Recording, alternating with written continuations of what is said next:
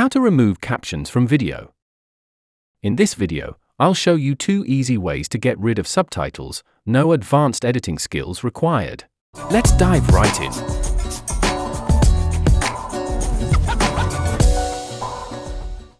Method 1. Using CapCut.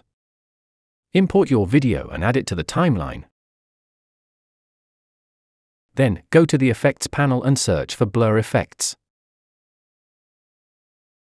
Drag the blur effect onto the timeline and match its duration to your video. Click on Mask, then choose a shape and adjust it to cover the captions.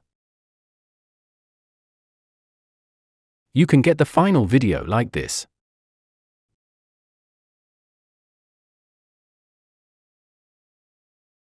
Method 2. Using HitPaw VikPea. Open HitPaw VikPea and choose Watermark Removal under the AI toolbox. Import your video. Select the captions. Since some captions may be longer or appear at different times, make sure to drag through the timeline and confirm that all caption areas are fully selected. Then you can export the video.